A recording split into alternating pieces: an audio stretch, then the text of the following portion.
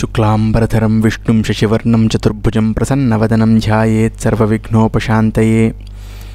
నారాయణం నమస్కృత్య నరం చైవ నరోత్తమం దేవీం సరస్వతీం వ్యాసం తతో జయముదీరయేత్. సరే, మనం క్రిందటి అధ్యాయాల్లో గరుడోత్పత్తిని విన్నాం. గరుడోత్పత్తి అయిన తర్వాత దేవతలందరూ గరుత్మంతుణ్ణి స్తుతి చేశారు. స్తుతి చేసేసరికి ఈ గరుత్మంతుణ్ణి ఏమని స్తుతి చేశారు? ఇదిగో బాబు, మీరు చాలా తేజస్సుతో ఉన్నారు, మీ తేజస్సుని తట్టుకోవడం మా వల్ల కాదు. ఎంత దారుణంగా ఉంది అంటే పరిస్థితి, మేము అలా విమానాల్లో ఊరికే విచరిస్తూ ఉంటే మీ తేజస్సు తట్టుకోలేక మాకేమీ కనపడక మా విమానాలు కిందడిపోతుంటే మేము కూడా విమానాలతో పాటు పడిపోతున్నాం, నానా ఇబ్బందిగాను ఉంది అని చెప్పేసి దేవతలు కాస్త గట్టిగా గరుత్మంతుడికి స్తుతి చేశాడు. చేసిన వెంటనే గరుత్మంతుడు ఏమన్నాడంటే, సుపర్ణౌవాచ నమే సర్వాణి భూతాని దేహదర్శనాత్ భీమరూపాత్ సముద్విగ్నాస్ తస్మాత్ తేజస్తు సంహరే. మీరు నా యొక్క భీమరూపాన్ని చూసి భయపడుతున్నారు, నా తేజస్సుని చూసి భయపడుతున్నారు. ఆ భయాన్ని తగ్గించడానికి నేను కాస్త తేజస్సుని తగ్గించుకుంటానయ్యా, మీరేం కంగారు పడకండి, జాగ్రత్తగా ఉండండి మీరు అని చెప్పేసి అని కాస్త తేజస్సుని తగ్గించుకున్నాడు. తగ్గించుకున్న తర్వాత అప్పుడు ఉగ్రశ్రవ గారు అన్నారు, ఆ తర్వాత ఇంటికి వచ్చాడు గరుత్మంతుడు. ఇంటికి వచ్చి ఏం చేశాడు? అరుణుడు అనబడే ఆయన అన్నగారిని చూశాడు. చూసి కాస్త వెంటనే ఏమిటంటే చక్కగా అరుణుణ్ణి సూర్యుడి దగ్గరికి తీసుకెళ్ళడానికి ఉద్యుక్తుడయ్యాడు. ఎందుకు అలా చేయవలసి వచ్చింది? ఏమిటి అవసరం?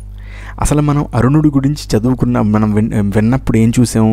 అరుణుడు వాళ్ళ అమ్మగారిని, ఇదిగో నువ్వు దాసీభావాన్ని చెందుతావు, ఇదేం బాగాలేదని చెప్పేసి సూర్యుడి దగ్గరికి వెళ్ళాడని చెప్పేసి అనుకున్నాం. కానీ ఎలా వెళ్ళాడో ఎవరికైనా ప్రశ్న వచ్చిందా? ఎలా వెళ్ళాడు అన్నదానికి ఇక్కడ అనమాట. అంటే సూర్యుడి దగ్గరికి కూడా గరుత్మంతుడు పుట్టిన తర్వాత వెళ్ళాడనమాట అరుణుడు వాళ్ళ సూర్యుడి దగ్గరికి. సరే, ఏం జరిగిందంటే సూర్యుడు మహా మండి పడిపోతున్నాడు అనమాట. చాలా కోపంగా ఉంది సూర్యుడికి. ఎందుకు కోపంగా ఉంది అని చెప్పేసి రురువు అడిగాడు. అంటే ఇక్కడ ఏం జరుగుతుంది? ఉగ్రశ్రవ గారు కాస్త శౌనకులకి కథ చెప్తున్నారు. అందులో మనకి పౌలోమ పర్వం వచ్చింది. పౌలోమ పర్వంలో రురువు కాస్త ప్రమతి దగ్గర కథ వింటున్నాడు. అయితే ప్రమతి అంటాడు కదా, ఏం లేదయ్యా కంగారు, చాలా సూర్యుడికి చాలా కోపంగా ఉంది. ఎందుకు కోపంగా ఉన్నదానికి ఒక కారణం ఉంది. ఏమిటంటే ఆ రోజు అమృతమథనం జరిగినప్పుడు రాహువు అనబడే రాక్షసుడు అమృతాన్ని తాగేద్దాం అనుకున్నాడు. చక్కగా తాగేద్దాం అనుకుంటే ఈ రవి చంద్రుడు ఇద్దరు కలిసి అదిగో రాహువు తాగేస్తున్నాడు అని చెప్పేసి అన్నారు. అన్న వెంటనే రాహువుకి అప్పటికే అమృతం తాగేశాడు. విష్ణుమూర్తి కాస్త వెళ్ళి రాహువుని నరికేస్తే తల కాస్త రాహు అయింది, మొండెం కాస్త కేతు అయింది. ఈ రాహువుకి పని ఏమిటంటే ప్రతి 3 ఏళ్లకి ఒకసారి గ్రసిస్తూ ఉంటాడు రవిని. రవికేమో ఈ గ్రసించడం అస్సలు నచ్చట్లేదన్నమాట. ఎంత చికాగ్గా ఉంటుందంటే ఆ గ్రసించడం, ఇదేమీ బాగాలేదని చెప్పేసి చాలా కోప్పడిపోతున్నాడు రవి. ఎందుకు కోప్పడిపోతున్నాడు? ఎందుకు అంటే దేవతలందరూ కలిసి నేను మీ మంచి కోసం రాహువు అక్కడ అమృతం తాగేస్తుంటే నేను ఆపేను, రాహువుని ఆపితే మీరు ఏమీ నన్ను మెచ్చుకోలేదు సరికదా, వాడొచ్చి ప్రతి 3 ఏళ్లకి నన్ను గ్రసిస్తూ ఉంటే నన్ను ఏమీ మాట్లాడకుండా అలా చూస్తూ కూర్చుంటారా? ఇదేమీ బాగాలేదని చెప్పేసి పెద్దగా నేను ఇంకా మండిపడతానని చెప్పేసి అస్తాచలం దగ్గరికి వచ్చి ఆగిపోతానని చెప్పేసి అన్నీ భయపెట్టేశాడనమాట. ఇంకా మొత్తం జగత్తుని వినాశం చేసేస్తానని చెప్పేసి అన్నాడు. అనేసరికి ఇంకేముంది, దేవతలందరూ పరిగెత్తారు బ్రహ్మగారి దగ్గరికి. పరిగెత్తేసరికి ఈలోగా ఈయన ఏమన్నాడంటే, ఏమీ లేదయ్యా, కశ్యప్ ప్రజాపతి కొడుకు ఒకడున్నాడు, మీరేమీ కంగారు పడకండి. కశ్యప్ ప్రజాపతి కొడుకు అరుణుడు అనే పేరుతోటి విఖ్యాతుడై ఉన్నాడు. అతని శరీరం చాలా పెద్దది, చాలా తేజస్వి. ఆయన సూర్యుడు యొక్క రథానికి ముందు కూర్చుని సారథిగా ఆయన్ని ముందుకు తీసుకెళ్తే ఆయన తేజస్సును కూడా హరిస్తూ ఉంటాడు. అలా చేయడం వలన అంత తేజస్సుతో ఉన్న సూర్యుడి యొక్క తేజస్సు పూర్తిగా మన భూమి మీదకి పడకుండా జాగ్రత్త పడతాడు అని చెప్పేసి అని నేను ఆ పని గరుత్మంతుడికి చెప్పానయ్యా. ఆ కశ్యప ప్రజాపతి గారు కాస్త వాళ్ళ అబ్బాయి గరుత్మంతుడిని అరుణుణ్ణి తీసుకెళ్ళి సూర్యుడు సారథిగా నియమిద్దామని చెప్పేసి అనుకుంటున్నాడు, నువ్వేమీ కంగారు పడకండి మీరందరూ అని చెప్పేసి ఒక మాట బ్రహ్మదేవుడు కాస్త వెళ్ళి చక్కగా దేవతలకు చెప్పేసరికి దేవతలు చాలా సంతోషించారు. సరే, సంతోషించారు, బాగానే ఉంది. ఈ లోపల గరుత్మంతుడికి మెల్లిమెల్లిగా విషయాలు తెలవడం ప్రారంభించాయి. ఏమిటి, వినత ఒక దాసి, కద్రువి దాస్యం చేస్తోంది అనే విషయం తెలిసింది. గరుత్మంతుడు చాలా బాధపడ్డాడు. సరే, బాధపడ్డాడు, ఇంకేం చేస్తాడు పాపం, వాళ్ళ అమ్మ దాసి కాబట్టి ఈయన దాసీపుత్రుడు, ఈయన మాట వినాలి, కద్రువు ఏం చెప్తే అది వినాలి, తప్పదు కాబట్టి ఏం చెప్పింది కద్రువు ఈసారి, ఏమమ్మా వినత, అక్కడ రమణీయకము అనేటువంటి ద్వీపం ఒకటి ఉంది, ఆ ద్వీపం దగ్గరికి నన్ను తీసుకెళ్ళు, వీపు మీద ఎక్కించుకుని తీసుకెళ్ళు అని చెప్పేసి అంది.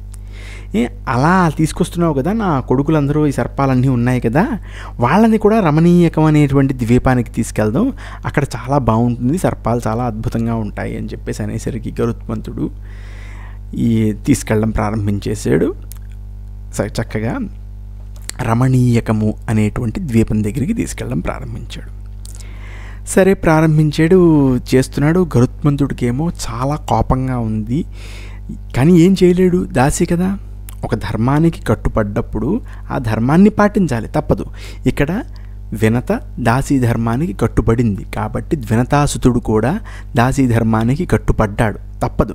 కానీ ఒళ్ళు మండిపోతోంది కాబట్టి ఇంకేం చేశాడు, వీపు మీద ఎక్కించుకున్నాడు, అలా పట్టుకున్నాడు, కాళ్ళతోటి చేత్తోటి నాగాలందరినీ తీసుకెళ్తున్నాడు, రమణీయకము అనేటువంటి ద్వీపం దగ్గరికి ఎగిరి తీసుకెళ్తున్నాడు. ఈవిడేమో పాపం వినత కాస్త కద్రువుని మీద ఎక్కించుకుని తీసుకెళ్తుంటే వాళ్ళ అమ్మ బాధ చూడలేక వీడు కాస్త గరుత్మంతుడు కాస్త వెళ్ళి సూర్యుడి దగ్గరికి వెళ్ళి అలా అలా అలా అలా ఎగరడం ప్రారంభించేసరికి నాగాలన్నిటికీ మంట వచ్చేసి నానా గొడవ అయిపోయేసరికి ఈ కద్రువు కాస్త వాళ్ళ బాధ చూసి పడలేక ఏం చేసింది, వెంటనే ఇంద్రుడికి స్తుతి చేసింది. ఎందుకు ఇంద్రుడికి స్తుతి చేసింది, ఎందుకు అంటే ఇంద్రుడు వర్షాలు కురిపిస్తాడు కాబట్టి. యావని స్తుతి చేసింది, నముచిఘ్నస్ నమస్తేస్తు సహస్రాక్ష శచీపతే సర్పాణం సూర్యతప్తానాం వారిణాత్వం ప్లవోభవ. నా పిల్లలు సర్పాలన్నీ కూడా ఇలాగా గరుత్మంతుడు సూర్యుడి దగ్గర అలా ఎగరడం మూలాన్ని చాలా మండిపోతుంది, వాటికి చాలా ఇబ్బందిగా ఉంది, అందుకుని నువ్వు వర్షం కురిపించి వాళ్ళని రక్షించవయ్యా అని చెప్పేసింది. ఇంక తర్వాత ఏమంది, త్వమేవ పరమం త్రాణస్మాక మమరోత్తమ ఈశోహ్యసి పయస్పృష్టం త్వమనల్పం పురందర. నువ్వే మాకందరికీ రక్షకుడివి, నీకే మొత్తం వర్షం కురిపించే శక్తి ఉంది. త్వమేవ మేఘస్త్వం వాయుస్త్వమగ్నిర్విద్యుతోంబరే త్వమభ్రగణ విక్షేప్త త్వామేవ వాహుర్మహాఘనం. నువ్వే మేఘానివి, నువ్వే వాయువ్వి, నువ్వే అక్కడ ఉండేటువంటి విద్యుత్తువి. ఈ మేఘాలన్నింటినీ చిన్నాభిన్నం చేయగలిగే గొప్ప మనిషివి నువ్వు ఒక్కడవే కదయ్యా. త్వం వజ్రమతులం ఘోరం ఘోషవాస్త్వం బలాహక స్రష్టా త్వమేవ లోకానాం సంహర్త చాపరాజిత. నువ్వే కదయ్యా వజ్రానివి, భయంకరమైనటువంటి వజ్రానివి నువ్వే భయంకరమైనటువంటి గర్జనవి నువ్వే, ప్రళయకాలంలో వచ్చే మేఘానివి నువ్వే, మొత్తం సంపూర్ణమైనటువంటి లోకాలకి సృష్టి సంహారకుడివి నువ్వు ఎప్పుడైనా ఓడిపోయేవేంటి అని చెప్పేసి ఇలా చెప్పడం ప్రారంభించింది. ఇంకొకసారి వీళ్ళు స్తుతి చేయడం ప్రారంభించారంటే అంతా నువ్వే అని చెప్పేసి చెప్పేస్తారనమాట. గరుత్మంతుడిని కూడా మీరు చూసుంటే మొత్తం ప్రపంచంలో ఉండే ప్రకృతి అంతా నువ్వే అని చెప్పేసి ఇక్కడ వీళ్ళు చాలా జాగ్రత్తగా పూజ చేస్తూ ఉంటారు. ఇక్కడే నువ్వే, ఇంక నువ్వు ఒక స్తుతి చేయడం ప్రారంభించారంటే విష్ణువి నువ్వే, బ్రహ్మవి నువ్వే, శివుడివి నువ్వే అని చెప్పేసి ఇలా చెప్పడం ప్రారంభించేస్తారు. ఇక్కడ కూడా చూడండి, త్వం విష్ణుస్త్వం సహస్రాక్షస్త్వం దేవస్త్వం పరాయణం త్వం సర్వమృతం దేవ త్వం సోమః పరమార్చిత. అంటే ఇంకా నువ్వే అన్నీ, నువ్వే విష్ణువి, నువ్వే సహస్రాక్షుడివి, నువ్వే అందరికీ ఆశ్రయుడివి, నువ్వే అందరికీ, నీకంతే ఇంకా ఆశ్రయం లేదనమాట.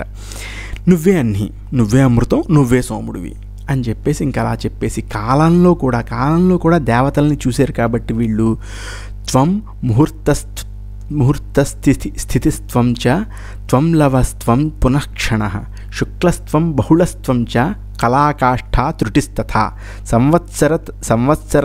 సంవత్సర తవో మాస రజన్యశ్చ దినాని చ. నువ్వే ముహూర్తానివి, నువ్వే తిథివి, నువ్వే కృష్ణపక్షానివి, నువ్వే బహుళపక్షానివి, నువ్వే కళ, నువ్వే కాష్ఠ, నువ్వే త్రుటి, నువ్వే సంవత్సరం, ఋతువు, మాస, రాత్రి నువ్వే, దివి నువ్వే, అంటే దినానివి నువ్వే, రజన్యశ్చ దినానిచ అని చెప్పేసి ఇంకా కాలము నువ్వే అని చెప్పేసి ఇంకెంత అద్భుతంగా పూజ చేసేసరికి ఇంకేం చేస్తాడు ఇంద్రుడు, చక్కగా కదురు ఈవిడే సవితలు నాకు మంచి బాగా పూజ చేస్తోందని చెప్పేసి వెంటనే వర్షం కురిపించేయడం ప్రారంభించేశాడు. ఇంకెంత కుంభవృష్టి చేసాడంటే మహాకుంభవృష్టి చేయడం ప్రారంభించేశాడు. ఇంకా కుంభవృష్టికి నాగాలన్నీ పోన్లే, ఇంకా మంచి వర్షం పడుతుంది, ఇంకేమిటి అని చెప్పేసి చేసేసేసరికి చక్కగా నాగాలకు కూడా కాస్త ఆనందం కలిగింది. వర్షం పడుతుంది కదా, అంత ఎండలో మలమల మాడిపోతున్న ఈ నసర్పాలన్నింటికీ కాస్త వర్షం పడి బాగా ఆనందం కలిగింది. ఎంత వర్షం పడింది అంటే ఊళ్ళు అలా మొత్తం వరదలు వచ్చేసాయి అనమాట, అంతలా వర్షం సృష్టించాడు. సరే, మొత్తానికి ఇంద్రుడి స్తుతి జరిగింది, అంతా బాగుంది, ముందుకు నడుస్తున్నారు. సరే, వీళ్ళు మొత్తానికి ఎలాగైతేనే ఆ రమణీయకము అనేటువంటి ద్వీపంలోకి వచ్చారు. ఆ రమణీయకము అనేటువంటి ద్వీపంలో కేవలం మొసళ్ళు ఉండేవి. అందులోనే లవణాసురుడు కూడా మొసలి రూపంలో అలా ఉంటూ ఉండేవాడు. మొదటిసారి ఈ నాగాలన్నీ అక్కడికి వచ్చాయన్నమాట. అక్కడికి వచ్చేసరికి చూసి అబ్బబ్బా ఏం బాగుంది రూపం, అసలు ఎంత బాగుంది రమణీయకమనే ద్వీపం, ఎంత బాగున్నాయి, ఎంత మంచి మంచి సరోవరాలు ఉన్నాయి, ఇది ఉంది అది ఉంది, ఇంకేమిటి చాలా బాగుంది, లవణాసురుడు బాగా అట్టే పెట్టుకున్నాడు అని చెప్పేసి వీళ్ళు అక్కడ అటు ఇటు తిరగడం ప్రారంభించేసరికి గరుత్మంతుడు పాపం వాళ్ళ అమ్మతో పాటు కూర్చుని ఉంటే ఈలోగా నాగాలన్నీ జాగ్రత్తగా వచ్చే దగ్గరికి వచ్చి ఏమన్నాయంటే, నువ్వు అలా ఎగురుతూ ఉంటావు కదయ్యా గరుత్మంతా, నువ్వు అలా ఎగురుతూ ఉన్నప్పుడు నీకు మంచి మంచి సరోవరాలు, ద్వీపాలు, ఇలా మంచి మంచి స్థలాలు నీకు కనిపిస్తూ ఉంటాయి కదా, మమ్మల్ని అక్కడికి అలా తీసుకెళ్తూ ఉండు ప్రతి చోటకి అని చెప్పేసి అన్నాడు. అనేసరికి గరుత్మంతుడు కాస్త ఏమిట్రా నాకు ఈ గోళ, ఇప్పుడే పుట్టాను, నన్ను ఇలా కాల్చుకు తినేస్తే ఎలాగా అని చెప్పేసి గరుత్మంతుడికి చికాకు వచ్చి ఏమిటమ్మా ఈ పరిస్థితి నాకు అని చెప్పేసి అడిగి కాసేపు, ఏమిటమ్మా నాకు ఈ పరిస్థితి, ఎందుకు నన్ను ఇలా పీడిస్తున్నారు వీళ్ళు, నా పాటికి నన్ను బతకనివ్వచ్చు కదా, నేను ఇలా దాసీపుత్రుడిని ఎందుకు అయ్యాను అంటే వాళ్ళ అమ్మ కాస్త పాపం కథంతా చెప్పింది. ఇలా కదురు ఉంది, వినతుంది, ఏమిటో చాలా ఇబ్బంది పెట్టేస్తున్నారు వాళ్ళు వచ్చేసి ఆవిడ కాస్త వెళ్ళి ఇలా ఛలంతో నన్ను ఓడించి ఇలా దాసీ చేసింది, 500 సంవత్సరాల పాటు నేను ఇలా దాసీగా మిగిలి ఉండాలి అని చెప్పేసి అనేసరికి గరుత్మంతుడికి చాలా బాధ కలిగి వెంటనే ఈ నాగులన్నింటినీ పిలిచి, ఏంటి అసలు ఏం చేయమంటారు, ఇలా కాదు, నన్ను ఎక్కడికి తీసుకెళ్ళండి, అక్కడికి తీసుకెళ్ళండి అని చెప్పేసి నన్ను చికాకు పెట్టకండి, ఏం చేస్తే నన్ను మా అమ్మని ఈ దాసీ నుంచి విముక్తి చేస్తారు, ఈ దాసీ ధర్మం నుంచి విముక్తి చేస్తారు అనేసరికి అప్పుడే మంచి సముద్ర మథనం జరిగింది, అమృతం వచ్చింది. ఈ నాగాలన్నీ కలిసి వెంటనే వచ్చేసి, ఓ పని చెయ్యి, నువ్వు మాకు చక్కగా అమృతం తీసుకురా అని చెప్పేశాను, మేము చక్కగా తింటాము అని చెప్పేసి అన్నారు. అనేసరికి వెంటనే నేను, అమ్మా నిన్ను మొత్తం దాసీ విముక్తుడిని చేస్తాను, నిన్ను ఇప్పుడు నన్ను ఏం చేయమంటావు చెప్పు, నేను బయలుదేరుతున్నాను, నాకు విపరీతమైన ఆకలిగా ఉంది, పుట్టినప్పటి నుంచే నాకు విపరీతమైన ఆకలిగా ఉంది, ఏం తింటే నా ఆకలి తగ్గుతుందో చెప్పు అని చెప్పేసి అన్నాడు గరుత్మంతుడు. అన్న వెంటనే వాళ్ళ అమ్మంది కదా, ఇక్కడ పెద్ద ద్వీపం ఒకటి ఉంది, ఆ ద్వీపంలో పరమ దుర్మార్గులు అయినటువంటి పరమ కిరాతకులు అయినటువంటి కిరాతులు ఉన్నారు, అక్కడ ఈ నిషాదులు ఉన్నారు, ఎవరిని పడితే వాళ్ళని చంపుకు తినడం, నానా పెంట చేయడం, వాళ్ళు చాలా గొడవ చేస్తున్నారు, వాళ్ళని తినేస్తే కాస్త భూమిపైన భారం వదులుతుంది. కర్మ ఏంటంటే అదే నిషాదుల్లో కొంతమంది బ్రాహ్మణులు పాపం ఓ పక్కన కూర్చుని తపస్సు చేసుకుంటూ ఉంటారు, ఈ నిషాదుల ద్వారా బాధపడుతూ ఉంటారు. కానీ నువ్వేం చేయాలంటే ఈ నిషాదులందరినీ తినేసేయి, నువ్వు అంతకంటే గొప్ప పనే ఉండదు, నీకు మంచి ఆకలి తగ్గుతుంది, చాలామంది ఉన్నారని చెప్పేసి అన్నాడు. అనేసరికి సరే గరుత్మంతుడు నేను బయలుదేరుతున్నానమ్మా, అయితే సరే నేను కాస్త భోజనం చేసి ఈ నిషాదుల్ని తినేసి చక్కగా బయలుదేరుతానని చెప్పేసి అన్నాడు. అనేసరికి సరే బయలుదేరిన ఆయన అని చెప్పేసి ఒక మాట అంటూ ఓ మాట అంది ఆవిడ. నేను చెప్పాను కదా అక్కడ తపస్సు చేసుకుంటున్నటువంటి బ్రాహ్మణులు కూడా ఉన్నారు. ఆ బ్రాహ్మణులు నువ్వు కనుక అక్కడ చాలామంది నిషాదులు ఉంటారు, ఆ మధ్యలో కొంతమంది బ్రాహ్మణులు ఉన్నారు, ఇబ్బంది పడుతూ ఉన్నారు పాపం. వాళ్ళని కనుక నువ్వు తింటే వాళ్ళ తపశ్శక్తి వల్ల నీ కంఠం అంతా మండిపోతుంది, నువ్వు తినలేవు వాళ్ళని మాత్రం నువ్వు తినడానికి వీల్లేదు. వాళ్ళు కనుక పొరపాటున నీ నోట్లో వస్తే వెంటనే ఉమ్మేసే వాళ్ళని చాలా జాగ్రత్తగా చూసుకో అని చెప్పేసి అంది ఈ వినత. అనేసరికి సరే అని చెప్పేసి ఈయన బయలుదేరాడు. ఆ ద్వీపం దేని దగ్గరికి అయితే వెళ్ళమన్నాడో ఆ ద్వీపానికి కాస్త వెళ్ళి ఏం చేశాడు, తన పెద్ద పెద్ద రెక్కలు ఉన్నాయి కదా, ఆ రెక్కతో పెద్ద గాలి వీచాడనమాట. వీచేసరికి అక్కడ ఉండే ధూళి దుమ్ము అంతా లేచేసరికి నిషాదులందరికీ ఏమీ అర్థం కాలేదు. అర్థం కాకపోయేసరికి ఇంక ఎటు పరిగెత్తాలో తెలియట్లేదు, ఏం చెయ్యాలో తెలియట్లేదు, అలా ముందుకు వెళ్ళిపోతున్నాయి. ఇక్కడేమో పెద్ద ధూళి వచ్చేసింది, అసలు ఏం జరిగిందో అర్థం కావట్లేదు అనమాట నిషాదులకి. అయ్యేసరికి అక్కడ ఒక పెద్ద నోరు వేసుకుని అక్కడ ఉండిపోయాడు గరుత్మంతుడు అక్కడ ఉండిపోయి వెంటనే ఈ నిషాదులందరూ బాబు ఈ ధూళి నుంచి మనం దూరం పడాలని చెప్పి శుభ్రంగా గరుత్మంతుడు నోట్లోకి దూరిపోయారు. ఇంకా దూరిపోయేసరికి ఏమైంది, సరే మొత్తం గరుత్మంతుడు కాస్త ఈ నిషాదుల్ని శుభ్రంగా భక్షించాడు. కానీ అందులోనే ఒక బ్రాహ్మణుడు కాస్త వెళ్ళిపోయాడు చూసుకోకుండా గరుత్మంతుడి నోట్లోకి వెళ్ళిపోయేసరికి కడుపు మంట కాస్త ప్రారంభమైంది గరుత్మంతుడికి. ఇలా బాలేదు, నేనేదో తినకూడదు తినేసానని చెప్పేసి వెంటనే గరుత్మంతుడు ఆ బ్రాహ్మణులిద్దరినీ ఉమ్మేసేసరికి వాళ్ళు కాస్త టప్పీమని కింద పడేసరికి వాడు చూశాడు. బ్రాహ్మణుడు చూసి, ఏమండి మీరు నన్ను తిన్నామనుకున్నారు, సరే బాగానే ఉంది, నాకు ఒక నిషాదకన్యతో వివాహం అయ్యింది, ఆ నిషాదకన్యని కూడా వదిలేద్దురు అని చెప్పేసి అంటే ఎట్టో పరిస్థితిగా శుభ్రంగా చూసి వెతికి కాస్త పొట్టలో ఉన్న వాళ్ళని శుభ్రంగా నిషాదకన్యని కూడా వదిలేసి బాబు మీరు సుఖంగా ఉండండి అని చెప్పేసి వెళ్ళిపోయాడు. కానీ గరుత్మంతుడికి ఆకలి పూర్తిగా తీరకపోయేసరికి ఆయన కాస్త వెళ్ళి వాళ్ళ నాన్నగారి దగ్గరికి వెళ్ళారనమాట. నాన్నగారి దగ్గరికి వెళ్ళి, ఏమండి నాన్నగారు, నేను ఇలా అమ్మ దాసి విమోచనానికి అమృతం తీసుకురావడానికి వెడుతున్నాను సరికదా, నాకు మాత్రం విపరీతమైనటువంటి ఆకలి వేస్తోంది. నేను పుట్టినప్పటి నుంచి కొంతమంది నిషాదుల్ని తిన్నాను, చాలామందిని తిన్నాను, కానీ కుదరలేదు, నాకు ఇలా బాగాలేదు నా పరిస్థితి అని చెప్పేసి వెంటనే ఈయన కాస్త వాళ్ళ నాన్నగారికి మనవి చేసుకునేసరికి ఏమై నేను ఒక పని చెప్తాను, పని చెయ్యి. పూర్వం ఒకానొక సమయంలో విశ్వావసు సుప్రతీకుడు అనేబడే ఇద్దరు ఋషులు ఉండేవారు. వాళ్ళు ఏంటంటే ఇలా వాళ్ళ నాన్నగారు వెళ్ళిపోయేసరికి ఏమిటంటే నాకు మొత్తం నా ఆస్తి మొత్తం పంపకం చేసేసి సగం తీసుకుందామని చెప్పేసి సుప్రతీకుడు విశ్వావసుకు చెప్పాడు. విశ్వావసు కాస్త కలిసిమెలిసి ఉందాము అని చెప్పేసి అనుకునే వ్యక్తి. విశ్వావసు వాళ్ళ తమ్ముడికి, ఏమయ్యా నువ్వు ఇలా కాదు, మనం కలిసి ఉందాం అని చెప్పేసి ఇద్దరు రోజు తెగ కొట్టుకునేవారనమాట. ఈ తెగ కొట్టుకోవడంతో ఒకానొక సమయంలో విశ్వావసుకు కాస్త కోపం వచ్చి సుప్రతీకుడిని శపించాడు. నువ్వు పెద్ద కచ్చపుడు అయిపోవాలని చెప్పేసి శపించేసరికి నువ్వు పెద్ద ఏనుగు అయిపోవాలని చెప్పేసి శపించాడనమాట. అయితే ఇంక సుప్రతీకుడికి కోపం వచ్చేసింది. సుప్రతీకుడు అన్నాడు, సరే అన్నయ్య, నువ్వు పెద్ద కచ్చపుడివి అంటే తాబేలు అయిపోతావు నువ్వు అని చెప్పి శపించారు. సరే మొత్తానికి ఈ యోనిల్లో తయారయ్యారు, వీళ్ళు పుట్టారు. కానీ కర్మ ఏంటంటే వీళ్ళిద్దరూ ఒకే సరోవరం దగ్గర ఉండేవారు. రోజు నానా పెంట చేస్తూ ఉండేవారు, ఒకళ్ళ మీద ఒకళ్ళు అరిచేస్తూ ఉండేవారు. ఇంకెలా ఉండేదంటే ఆ సరోవరంలో ఉండే జలచరులందరూ బాబోయ్ వీళ్ళ గోల తట్టుకోలేకపోతున్నాం అని చెప్పేసి అనేవారు. వీళ్ళు తెగ కొట్టేసుకుంటూ ఉండేవారు అనమాట. ఈ విషయం కశ్యప ప్రజాపతి గరుత్మంతుడికి చెప్పి ఏమన్నాడంటే, నువ్వు ఆ ఏనుగుని కచ్చపాన్ని, చాలా విశాలకాయులు వాళ్ళు, చాలా పెద్దగా ఉంటారు వాళ్ళిద్దరిని నువ్వు తినేసేవంటే ఆ సరోవరంలో ఉండే చికాకంతా వెళ్ళిపోతుంది, కాస్త అందులో ఉండే జలచరులు జాగ్రత్తగా ఉంటారు, నానా యుద్ధం చేసుకుని నానా పెంట చేసుకుంటున్నారు వాళ్ళని నువ్వు చక్కగా తీసుకెళ్ళి తినేసేయి అని చెప్పేసి చెప్పాడు కశ్యప ప్రజాపతి. సరే కశ్యప ప్రజాపతి మాట విని గరుత్మంతుడు కాస్త బయలుదేరి వీళ్ళిద్దరిని పట్టుకుని ఆ పంజాతోటి చక్కగా ఏనుగుని ఆ కచ్చపాన్ని తీసుకుని బయలుదేరి ఒక చోటకి వెళ్ళాడు. ఆ ఒక పెద్ద చెట్టు దగ్గరికి వెళ్ళి ఆ చెట్టు కొమ్మ మీద ఆ ఏనుగుని పెట్టబోయాడు. ఆ కొమ్మ కాస్త పెళ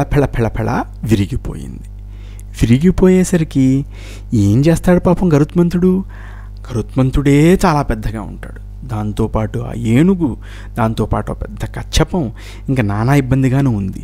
సరే, దీనికి తోడు ఏమైంది, ఆ చెట్టు మీద వీళ్ళు చూశారనమాట. చిన్న ఋషులు ఉన్నారు.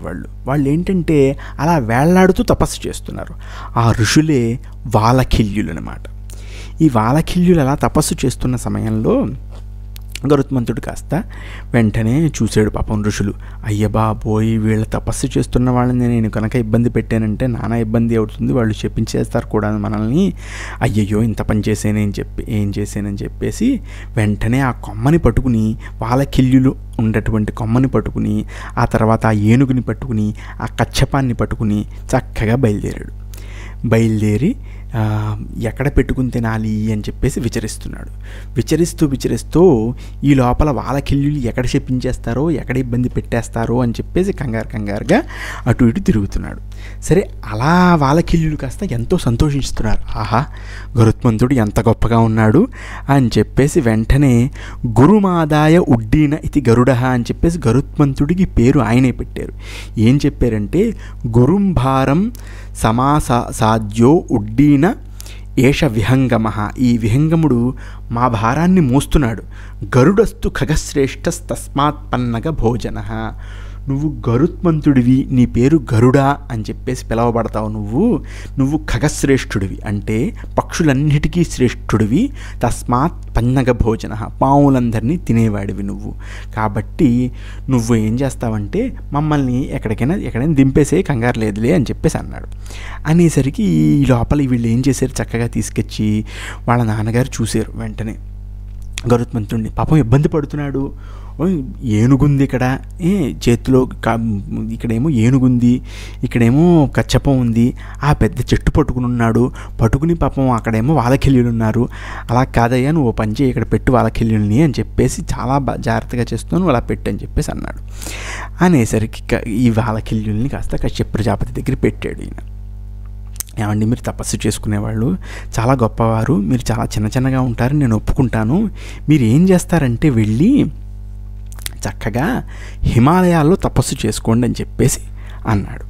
అనేసరికి వాలఖిల్యులు కాస్త, ఏమీ లేదండి, అంతా పర్వాలేదు, నేను చక్కగా హిమాలయాల దగ్గరికి వెళ్ళి మేము తపస్సు చేసుకుంటామని చెప్పేసి వీళ్ళు హిమాలయాలకు బయలుదేరేసరికి గరుత్మంతుడు ఏం చేశాడు, వెంటనే ఆ కొమ్మ ఎక్కడో పడేయాలి కదా, ఆ కొమ్మని తీసుకెళ్ళి ఎక్కడ పాడేయమంటారు నాన్నగారు అని చెప్పేసి అంటే, ఏమో ఇలా కాదు, నువ్వు ఆ మూల ఎక్కడికో ఎవ్వరూ లేని ప్రదేశం ఒకటి ఉంది హిమాలయాల్లోనే, అది హిమంతో అలా నిండిపోయింది, అక్కడికి వెళ్ళి పాడేసేయి, ఏం పర్వాలేదులే అని చెప్పేసి అన్నాడనమాట.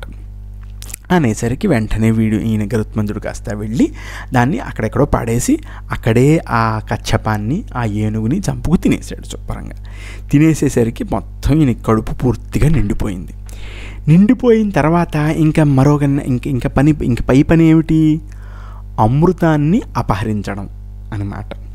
సరే, ఈయన మొత్తానికి ఎలాగైతేనే అమృతాన్ని అపహరిద్దామని చెప్పేసి బయలుదేరాడు గరుత్మంతుడు ఇంకెటు పరిగెత్తాడు, స్వర్గం వైపుకి వెళ్ళాలి. అంటే అలా పైకి అంతరిక్షంలోకి వెళ్ళిపోవాలి, స్వర్గం ఎక్కడ ఉంటే అక్కడ దాకా వెళ్ళిపోవాలి. ఇంకా వెళ్ళిపోవడం ప్రారంభించేసరికి ఎంతో పెద్దగా ఉన్నాడు. ఇంతకుముందే మనం చూసాం, పుట్టిన వెంటనే గరుత్మంతుడు ఎగిరిన దానికే దేవతలు తట్టుకోలేకపోయారు. ఇంకా తట్టుకోలేకపోతే ఇప్పుడు యుద్ధానికి వెడుతున్నాడు. పైగా మొత్తం తేజస్సు అలా విరజిమ్ముతూ వెళ్తున్నాడు అనమాట స్వర్గానికి. వెళ్ళి వీళ్ళ దగ్గర అమృతాన్ని అపహరించాలి అనే ఉద్దేశ్యంతో ఈ దేవతలతో యుద్ధానికి వెడుతున్నాడు ఈయన. పాపం వెడుతున్న సమయంలో ఏమవుతుంది, సరే అని చెప్పేసి మొత్తానికి యుద్ధానికి వెడుతుంటే ఈ దేవతలందరూ నానా ఇబ్బంది పడడం ప్రారంభించారు. ఏమైందంటే దేవతల చేతిలో ఉండేటువంటి అస్త్రాలన్నిటికీ భయం వేయడం ప్రారంభించిందిట. ఇంద్రుడి దగ్గర ఉండే వజ్రాయుధానికి భయం వేయడం ప్రారంభించితే ఆ వజ్రాయుధం ఆ వేడి తట్టుకోలేక మంచి మంటలా అలా అయిపోయిందిట. అయ్యేసరికి మిగతా వాళ్ళందరికీ కూడా వీళ్ళు చాలా భయం వేయడం ప్రారంభించేసింది.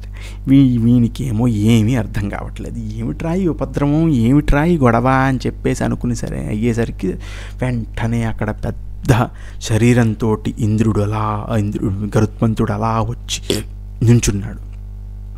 నుంచునేసరికి ఇంకా ఇంద్రుడికి దేవతలకి వాళ్ళకి చాలా భయం వేసేసింది.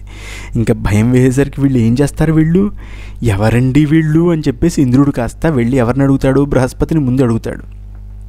కిమర్థం భగవాన్ ఘోరాః ఉత్పాతాః సహసోత్థితాః నచ శత్రుం ప్రపశ్యామి యుధిన్యో నః ప్రదర్శయేత్. ఇక్కడ కూడా గరుత్మంతుడు చేసిన పని ఏమిటి అంటే తన యొక్క ఆ పెద్ద పెద్ద రెక్కలతోటి పెద్ద ధూళిని సృష్టించాడనమాట. బాబోయ్ ఏమిటండి ఇలా మన అస్త్రాలు భయపడిపోతున్నాయి, శత్రువేమో కనబడ్డు, ఏమిటండి మాకు ఈ గొడవ అని చెప్పేసి బృహస్పతిని వెళ్ళి ఇంద్రుడు అడిగాడు. అయ్యేసరికి బృహస్పతి ఏమన్నాడు, తవాపరాధా దేవేంద్ర ప్రమాదాచ్చ శతక్రతో తపసా వాలఖిల్యానాం మహర్షీణాం మహాత్మనాన్. నువ్వు చేసిన పనేనయ్యా, నువ్వు చేసిన తెంగరి పని వల్లే ఇది జరిగింది, నువ్వు చేసిన అపరాధం వల్లే ఇది జరిగింది, ఇది నీకు అర్థం కావట్లేదు. కశ్యపస్య మునే పుత్రో వినతాయాశ్చ ఖేచర. ఇతను ఎవరు, కశ్యప ప్రజాపతి యొక్క పుత్రుడు, వినత యొక్క పుత్రుడు. అంటే కశ్యప ప్రజాపతికి వినతకి పుట్టిన పుత్రుడు ఖేచరుడు. అంటే ఏంటి, పక్షి అన్నమాట. హర్తుం సోమమభిప్రాప్తో బలవాన్ కామరూపధృక్. పెద్ద బలవంతుడు, తన ఇచ్చగా కామరూపుడు. అంటే అతనికి నచ్చినట్టు ఆయన అలా ఓసారి పక్షిలా ఉంటాడు, ఓసారి మనిషిలా ఉంటాడు, ఓసారి ఆయనకి నచ్చినట్టు ఉంటాడనమాట గరుత్మంతుడు. అందుకు నీ కామరూపి ఆయన. సమర్థో బలినా శ్రేష్ఠో హర్తుం సోమం వ్యంగమః సర్వం సంభావయామ్యస్మిన్ సాధ్యమపి సాధయేత్. బలవంతుల్లో అందరికంటే పెద్ద బలవంతుడు ఆయన, శుభ్రంగా సోమాన్ని అపహరించగలిగే వ్యక్తి. నేను ఇలా అంత శక్తి నేనున్నాయని నేను అనుకుంటున్నానయ్యా. అసాధ్యమపి సాధయేత్. అసాధ్యం అయినటువంటి కార్యాన్ని కూడా ఆయన సిద్ధి చేయగలడు. అందుకుని చాలా జాగ్రత్తగా ఉండు, నువ్వు చేసిన పని ఏమీ బాగుండలేదని చెప్పేసి అన్నాడు. ఈ లోపల ఎవరు అడుగుతారు ప్రశ్న, వెంటనే ఉగ్రశ్రవ గారు ఇలా చెప్పేసరికి శౌనకాది మునులు కాస్త ఇలా చెప్పారు. ఏంటండి, ఏమిటి ఇంద్రుడు ఇలా, బృహస్పతి ఇలా అంటున్నాడు, ఏదో అంటున్నాడు, అర్థం కావట్లేదని చెప్పేసి అనేసరికి ఏంటి అసలు వీళ్ళిద్దరి మధ్యన గొడవ ఏమిటి, అసలు హడావిడేమిటి, ఏమిటి చేస్తున్నాడు అని చెప్పేసి వెంటనే శౌనకాది మునులు కాస్త వెంటనే ఉగ్రశ్రవ గారిని అడిగారు. సరే మొత్తానికి యుద్ధానికి వీళ్ళు ఉద్యుక్తులు అవుతున్న సమయంలో ఉగ్రశ్రవ గారు కాస్త ఈ కథ చెప్పాడు. పూర్వం కశ్యప ప్రజాపతి చాలా గొప్ప కొడుకు నాకు పుట్టాలి అని చెప్పేసి ఒక పెద్ద తపస్సు చేయడం ప్రారంభించారు. ఆ తపస్సుకి చాలామంది ఋషులు, దేవతలు అందరూ పాపం చాలా కష్టపడుతున్నారనమాట. ఎవరికి తోచిన సాయం వాళ్ళు చేస్తున్నారు. అంటే దేవతలు కాబట్టి పెద్ద సాయం చేసేవారు వాళ్ళు. పెద్దగా ఏదైనా తీసుకురావాలంటే తీసుకొస్తూ ఉండేవారు, ఏదైనా సంభారాలు కూర్చాలంటే కూర్చేవారు. ఇదే దాంట్లో ఋషులు ఏమైనా కావాలంటే ఆవు కావాలి, లేకపోతే గేదె కావాలి, లేకపోతే పాలు కావాలి అనుకుంటే ఋషులు పాపం పాలు ఇచ్చేవారు. ఎవరికి తోచింది వాళ్ళు చేస్తున్నారనమాట. చేస్తున్న సమయంలో వాలఖిల్యులు కూడా పాపం, వాలఖిల్యులు ఎంత అంటే చిన్నగా ఉండేవారు, పాపం చిన్నగా ఉండేవారు వాళ్ళు. వాళ్ళకి తోచింది వాళ్ళు చేస్తున్నారు. వాళ్ళు ఏం చేస్తున్నారు, వాళ్ళు వెళ్ళి ఏదో చిన్న పలాష అనేటువంటి ఒక చిన్న పుల్ల అనమాట, ఆ పుల్లలు కాస్త యజ్ఞంలో వేయడానికి పాపం తీసుకొస్తున్న సమయంలో ఈ ఇంద్రుడు పాపం వాళ్ళు తీసుకొస్తున్నారా, నీళ్ళలోంచి తీసుకెళ్తున్నారు. అది కూడా ఆ నీళ్లు కూడా పెద్ద నీళ్ళేం కాదు, అదేదో తూము అనమాట. ఆ తూమును దాటి వెళ్ళడానికి ప్రయత్నిస్తున్నారు. పాపం తూమును దాటి వెళ్ళడానికి ప్రయత్నిస్తున్న ఆయన్ని చూసి ఇంద్రుడు కాస్త పాపం దాటలేకపోతున్నాడని చెప్పేసి, పోనీ ఏదో దాటించవచ్చు, ఏదో ప్రయత్నం చేయొచ్చు, ఏదో సహాయం చేయొచ్చు కదా, చేయకుండా పక్కుమని ఒక పెద్ద నవ్వు నవ్వేసరికి వాలకిల్యులకు కాస్త చాలా కోపం వచ్చేసింది. వాలకిల్యులకు కోపం వచ్చేసి చక్కగా వాళ్ళు కాస్త తపస్సు చేయడం ప్రారంభించారు. తపస్సు ఏమని చేయడం ప్రారంభించారు, ఇంకసలు ఈ కశ్యప ప్రజాపతికి లేదా ఇప్పుడు రాబోయే పుత్రుడు ఎవడైతే పుడతాడో వాడు చాలా బలవంతుడు ఉన్నాడు, ఇంకో ఇంద్రుడు పుట్టేయాలని చెప్పేసి వెంటనే కామవీర్య కామగమో దేవరాజ భయప్రద ఇంద్రోణ్య సర్వదేవానాం భవేదితి యత్వ్రత అని చెప్పేసి వాళ్ళు కాస్త భవేదితి యతవ్రత అని చెప్పేసి వాళ్ళు కాస్త పెద్ద యజ్ఞం చేయడం ప్రారంభించారు. యావని యజ్ఞం చేయడం ప్రారంభించారు. గొప్ప వీరుడు ఇంకో ఇంద్రుడు ఉత్పన్నం అవ్వాలి, అతనికి ఉన్న ఇంద్రుడి కంటే 1000 రెట్లు ఎక్కువ బలం ఉండాలని చెప్పేసి తపస్సు చేయడం వీళ్ళు ప్రారంభించారు. తపస్సు అంటే యజ్ఞం చేయడం ప్రారంభించి అలా ఆహుతి వేయడం ప్రారంభించారనమాట. ఇంద్రాక్షతగుణ శౌర్యే వీర్యే చైవ మనోజవ తపసోన ఫలేనాద్య దారుణ సంభవిత్వితి. ఇంకా ఇంద్రుడి కంటే 100 రెట్లు ఒక వేగం ఉండాలి, మనోవేగుడు అయి ఉండాలన్నమాట. అంటే గరుత్మంతుడిని హనుమంతుడిని ఇద్దరిని మనోవేగుడు మనోజవుడు అని చెప్పేసి చెప్తారనమాట. అంటే మనస్సు కంటే కూడా ఎక్కువ వేగంగా పరిగెడతారు. మనస్సు ఎలా పరిగెడుతూ ఉంటుంది, మనం ఒకటి ఆలోచిస్తూ ఉంటాం, వెంటనే ఇప్పుడు ఏదో భారతదేశం గురించి ఆలోచిస్తూ ఉంటాం, ఒక్కసారి మనం అమెరికా గురించి ఆలోచించేస్తాం. అందుకని మనోవేగం కంటే కూడా ఎక్కువ వేగం గలవాడు అని చెప్పేసి ఒక మాట అని ఇలా ఉండాలని చెప్పేసి అన్నారు. అని పొర్తానికి అలా తపస్సు చేస్తుంటే పాపం ఇంద్రుడికేమో అర్థం కాలేదు. ఓరి నాయన ఏమిట్రా నేను చేసిన పని తెంగర పని, ఇది చూసి నాకు భయం వేస్తోందని చెప్పేసి ఇంద్ర పదవి పోతుందేమో నాకని చెప్పేసి అనేసరికి వెళ్ళి వెంటనే కశ్యప ప్రజాపతికి మొరపెట్టుకున్నాడు. ఎవరు? మన ఇంద్రుడు. సరే మొరపెట్టుకునేసరికి ఇంకా ఏమైంది, అలా కాదండి పరిస్థితి అని చెప్పేసి కశ్యప ప్రజాపతి కాస్త వాలకిల్యుడి దగ్గరికి వెళ్ళాడు. వాలకిల్యుడి దగ్గరికి వెళ్ళి ఏమిటండి మీరు ఇలా తపస్సు చేస్తున్నారు, మా ఇంద్రుడు పాపం కష్టపడిపోతున్నాడు, నానా ఇబ్బంది పడిపోతున్నాడు అని చెప్పేసి కశ్యప ప్రజాపతి అన్నారు. ఇంకో మాట ఏమన్నాడు, ఏమయ్యా ఇక్కడ ఇంద్రుణ్ణి ఎవరు సృష్టించారు? బ్రహ్మ సృష్టించాడు. ఎందుకు సృష్టించాడు? 3 లోకాలని పాలిస్తాడని చెప్పేసి సృష్టించాడు. మీరు బ్రహ్మవాక్యుని మిథ్య చేస్తే ఎలాగా? ఇప్పుడు ఇలా ఒకడు పుట్టేసాడు అనుకో, వాడు ఇప్పుడు ఏం చేస్తాడు? వాడు ఇంద్రుడి కంటే గొప్పవాడు పుట్టాడు, అప్పుడు ఏం జరుగుతుంది? నానా ఇబ్బంది పడతారు కదా వీళ్ళు అని చెప్పేసి కశ్యప ప్రజాపతి కాస్త వెళ్ళి చక్కగా వాలకిల్యులతో ఇలా చెప్పాడు. చెప్పేసరికి ఏమైంది, సరే వాలకిల్యులు కాస్త ఏమండి ఇప్పుడు మేము తపస్సు చేసేస్తున్నాం, మీరు పిల్లాడు పుట్టడానికి తపస్సు చేస్తున్నాడు, మాకు కొత్త ఇంద్రుడు ఒకడు కావాలి, మీకు చక్కటి కొడుకు ఒకడు పుడతాడు, వాడు ఇంద్రుడి కంటే 100 రెట్లు ఎక్కువ బలవంతుడు ఉంటాడు, మీరు ఏమీ ఇబ్బంది పడకండి అని చెప్పేసి అన్నాడు.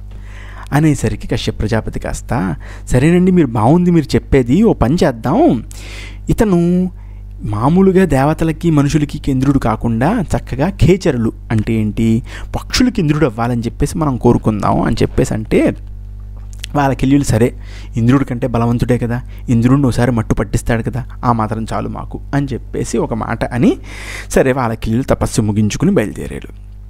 ఈ లోపల ఏమైంది, కాస్త కశ్యప ప్రజాపతి వాళ్ళ ఆవిడ అయినటువంటి వినత దగ్గరికి వచ్చి ఏమమ్మా చాలా బాగుంది సంతోషం, మన ఇద్దరం ఎప్పుడో ఋతుకాలం ఉన్నప్పుడు కలుస్తాం, కలిసినప్పుడు నీకు వాలకిల్యులు వరం వలన 2 గొప్ప కొడుకులు పుడతారు, నీకు చాలా గొప్పవాళ్ళు అవుతారు, చక్కగా గరుత్మంతుడు అరుణుడు పుడతారు నీకు అని చెప్పేసి చక్కగా వాళ్ళిద్దరూ పాపం కలిసారు. కలిసిన తర్వాత వెంటనే వీళ్ళకి గరుత్మంతుడు పుట్టాడు. ఈ లోపల ఏం జరిగింది, ఈ ఇంద్రుడిని పిలిచాడు. ఏమైనా రాను అసలు నువ్వు చేసిన పని ఏమిటి, ఇదిగో నేను చాలా కష్టపడి వెళ్ళి వాలకిల్యులతో మాట్లాడి నీ ఇంద్ర పదవిని నేను కాపాడాను, నీకంటే చాలా పెద్ద బలవంతుడు అయినటువంటి ఒక కొడుకు నాకు పుడతాడు, వినతకి పుడతాడు రాబోయే కాలంలో, నువ్వు నానా ఇబ్బంది పడతావు, నువ్వు వాడి వల్ల నువ్వు ఇలా ఈసారి నుంచి ఎప్పుడైనా నువ్వు పెద్ద పెద్ద తపస్సుల్ని వాళ్ళని కనబడంగానే నవ్వేయడాలు ఇలా వెకిలి వేషాలు వేయడాలు మాత్రం వెయ్యకని చెప్పేసి చక్కగా బుద్ధి చెప్పాడు కశ్యప ప్రజాపతి వాళ్ళ అబ్బాయి అయినటువంటి అదితిసుతుడైనటువంటి ఇంద్రుడికి. చెప్పి నువ్వు వెళ్ళరా జాగ్రత్తగా, కానీ పిచ్చి వేషాలు మాత్రం ఈసారి నుంచి వెయ్యొద్దు నువ్వు అని చెప్పేసి పంపించాడు. పంపించిన తర్వాత సరే అని చెప్పేసి ఈయన కాస్త బయలుదేరాడు. పురంధరుడు అంటే ఇంద్రుడు అనమాట. బయలుదేరేసిన తర్వాత ఇంకా మళ్ళీ అదే దీనివల్ల ఈ ఉపద్రవం వచ్చింది అని చెప్పేసి చెప్పాడు. సరే గరుత్మంతుడు ఇంద్రుడు అలా వస్తున్నారు. గరుత్మంతుడు కాస్త వెళ్ళి చక్కగా స్వర్గానికి వెళ్ళి అమృతాన్ని తీసుకుందాం అని చెప్పేసి వచ్చాడు. ఇంకా భయంకరమైనటువంటి యుద్ధం చేశాడనమాట గరుత్మంతుడు. ఇంకా మామూలు యుద్ధం కాదు, నఖాలతోటి ముక్కుతోటి రెక్కలతోటి ఎలా పడితే అలా ఈ దేవతలందరినీ మట్టు పట్టించేశారు. అంటే అమృతం తాగిన దేవతలు కూడా గరుత్మంతుడికి తెగ భయపడిపోయారు. ఇంక ఎంత భయపడిపోయారంటే ఇక్కడ వెంటనే ఆదిత్య గణాలు ఉన్నాయి చూసారా, దిశం ప్రచీతిమాదిత్య నాసత్య ఉత్తరాన్ దిశం ముహుర్ముహు ప్రేక్షమాణ యుధ్యమాన మహౌజస. ఆదిత్య గణాలందరూ ప్రతీచి దిశకి అంటే పశ్చిమ దిశకి పారిపోయారట. అశ్విని కుమారులు కాస్త ఉత్తర దిశకి పారిపోయారట. ఈ పెద్ద పెద్ద పరాక్రమవంతులు అయినటువంటి పెద్ద పెద్ద యోధులు కాస్త ముహుర్ ప్రేక్షమాణ. ఆ భయానికి గరుత్మంతుడు అలా తెగబాదేసేటప్పటికి వీళ్ళు వెనక్కి తిరిగి చూసేవారట. అయ్యబాబోయ్ గరుత్మంతుడు వచ్చేస్తున్నాడో లేదో అని చెప్పేసి చూసి భయపడేవారట. భయపడి మళ్ళీ ముందు పరిగెత్తేవారట. యుధ్యమాన మహౌజస. అలా పెద్ద పెద్ద పరాక్రమవంతులైనటువంటి యోధులు కూడా అతనికి భయపడ్డం మానేసరికి ఈ లోపల ఏమైంది, అశ్వక్రందేన వీరేణ రేణుకేన చ పక్షిరాట్ క్రథనేన చ శూరేణ తపనేన చ ఖేచర ఉలూక శ్వసనాభ్యాం చ నిమేషేణ చ పక్షిరాట్ ప్రరుజేన చ సంగ్రామం చకార పులినేన చ. అక్కడ కనిపిస్తున్న వాళ్ళు 12 మంది, ఇక్కడ 9 మంది యక్షులు కనపడ్డారు. యక్షులు ఎవరు? అశ్వక్రందుడు, రేణుకుడు, శూరవీరుడు అయినటువంటి క్రథనుడు, తపనుడు, ఉలూకుడు, శ్వసనుడు, నిమేషి, ప్రరుజ, పులిన, ఇలా 9 యక్షులతోటి పెద్ద యుద్ధం చేసేట. ఇంకా యుద్ధం చేసి అందరినీ చెతకబాదేసి అందరినీ క్షతవిక్షత చేసేసి అందరినీ చేతితోటి పిడికిలతోటి గుద్దేసి నానా గొడవ చేసేసరికి ఇంకా వీళ్ళకి ఏం చేయాలో అర్థం కాక సరే అని చెప్పేసి ఇంకా మొత్తం పరిగెత్తుకుని పారిపోయారట. పారిపోయేసరికి ఇంక ఎక్కడికి వెళ్ళాడు, అక్కడ అమృతం దగ్గరికి వెళ్ళడం ప్రారంభించేట. అమృతం దగ్గరికి వెళ్ళేసరికి అక్కడ ఏముంది, అమృతం ఉంది. కానీ అమృతం చుట్టూరా మంటలున్నాయి. మంటలతో పాటు 2 పెద్ద పెద్ద సర్పాలు ఆ అమృతాన్ని అలా చూస్తున్నాయన్నమాట. అంటే కాపలా కాసి ఉన్నాయన్నమాట. కాపలా కాసి ఉంటే ఏం జరుగుతుంది ఇక్కడ, ఈ గరుత్మంతుడు ఇక్కడ చాలా గొప్పగా 1100 ముఖాలు ప్రకటించి నదుల్లో ఉండే నీళ్ళన్నీ తాగేసి అక్కడ పెద్ద మంట అమృతాన్ని అలా రక్షిస్తూ ఉంటే ఆ మంట మీద చల్లేసిన తర్వాత అమృతం కేసి పరిగెత్తేసరికి అక్కడ ఒక పెద్ద చక్రం కనిపించింది. ఆ చక్రం ఏమిటి అంటే కత్తుల చక్రం అన్నమాట. ఆ కత్తులలా లోపలికి ఎవడైనా వెళ్ళాడంటే మొత్తం అలా మూసుకుపోతాడు. కానీ వాయువేగ మనోవేగాలు కదా, అందులోంచి కూడా వెళ్ళిపోయాడు లోపలికి గరుత్మంతుడు. వెళ్ళిపోయి వెంటనే అక్కడ నాగులతోటి పెద్ద యుద్ధం చేశాడు. నాగులతోటి యుద్ధం చేస్తాడుగా గరుత్మంతుడు. చక్కగా యుద్ధం చేసి సగానికి కోసేసాడు ఆ నాగుల్ని. కోసేసి వెంటనే అక్కడ అమృతాన్ని తీసుకుని పరిగెత్తాడు గరుత్మంతుడు. అక్కడ పెద్ద చక్రం కూడా పరిగెత్తాడు. ఈ లోపల ఏం జరిగింది, చక్కగా అక్కడ ఎదురుకుండా విష్ణుమూర్తి కనిపించి వెంటనే చాలా సంతోషమయ్యా, నువ్వు చాలా గొప్పవాడివి, ఒంటి చేత్తోటి వెళ్ళి మొత్తం ఈ స్వర్గాన్ని అల్లకల్లోలం చేసి పెట్టేసావు, నువ్వు అమృతాన్ని కూడా వెళ్ళి నువ్వు అపహరించేసావంటే నీకంటే గొప్పవాడు ఎవడయ్యా, నీకేమైనా వరం కావాలంటే కోరుకో అని చెప్పేసి వెంటనే విష్ణుమూర్తి కాస్త కూర్చోపెట్టుకుని జాగ్రత్తగా ఏం వరం కావాలో కోరుకోవయ్యా అని చెప్పేసి అన్నాడు. అన్న వెంటనే గరుత్మంతుడికి విష్ణుమూర్తిని చూసి చాలా ఆనందం కలిగి ఏమన్నాడంటే, నువ్వు యుద్ధం చేసేటప్పుడు ధ్వజం ఉంటుంది కదా, ఆ ధ్వజం మీద నేను ఉండాలి అని చెప్పేసి అడిగాడు వరం. అనేసరికి విష్ణుమూర్తికి ఉంది, చక్కగా తథాస్తు అని చెప్పేసి అన్నాడు. ఆ తర్వాత ఇంకొక వరం కోరుకున్నాడు గరుత్మంతుడు. ఏమిటంటే, ఈ అమృతం నాకు తాగాలని లేదయ్యా, నా కోసం నేను పట్టుకెళ్ళట్లేదు, ఈ నాగుల కోసం పట్టుకెళ్తున్నాను, ఈ అమృతం తాగకుండానే నేను అమరుణ్ణి అయిపోవాలి అని చెప్పేసి కూడా ఒక వరం కోరుకున్నాడు. చక్కగా కోరుకునేసరికి విష్ణుమూర్తి ఏమన్నాడు, తథాస్తు అన్నాడు. అన్న తర్వాత గరుత్మంతుడు మరో విచిత్రమైనటువంటి మాట ఒకటి చెప్పాడు. ఏమంటాడు, నిన్ను చూస్తుంటే కూడా నాకు చాలా ఆనందంగా ఉందయ్యా, నువ్వు కూడా చాలా గొప్పగా ఉన్నావు విష్ణు, ఓ పని చేద్దాం, నేను కూడా నీకు ఒక వరాన్ని ఇస్తాను, ఏం వరం కావాలో కోరుకో అని చెప్పేసి అంటే విష్ణుమూర్తి వెంటనే, నువ్వు నా మీదకి ఎక్కేసావు, ధ్వజంలో నువ్వు ఉన్నావు, అజరుడివి అమరుడివి అయిపోయావు, అంటే నువ్వు సృష్టికి స్థితికి లయానికి అతీతం అయిపోయావు, కాబట్టి నీతో నేను నిరంతరం ఉండాలనుకుంటున్నానయ్యా, నువ్వు పని చెయ్యి, నువ్వు నాకు వాహనం అవ్వు అని చెప్పేసి కోరుకున్నాడు విష్ణుమూర్తి. కోరుకుంటే గరుత్మంతుడు చక్కగా ఉంటాను, నాకేమీ ఇబ్బంది లేదు, ఇప్పటి నుంచి మన ఇద్దరం మంచి కలిసి ఉంటాము అని చెప్పేసి విష్ణుమూర్తితో స్నేహం కుదిరింది గరుత్మంతుడికి అనమాట. గరుత్మంతుడికి స్నేహం కుదిరే సమయంలో ఈ లోపల యుద్ధం జరుగుతుందిగా అక్కడ. ఇంకా అర్థం కావట్లేదు ఇంద్రుడికి. అర్థం కాక ఏం చేశాడు, వెంటనే వెళ్ళి వజ్రాయుధాన్ని చక్కగా ప్రయోగించేసరికి ఇంకేంటి, ఆ వజ్రాయుధం తగిలింది గరుత్మంతుడికి, కానీ ఏమీ పీకలేకపోయింది. ఏమిటి ఇక్కడ ఏమైంది ఇక్కడ? సరే అని చెప్పేసి గరుత్మంతుడు అన్నాడు కదా, ఏమయ్యా నువ్వు ఎవరి ఎముకలతో అయితే ఆ వజ్రాయుధాన్ని సృష్టించుకున్నావో అతని మీద చాలా నాకు గౌరవము.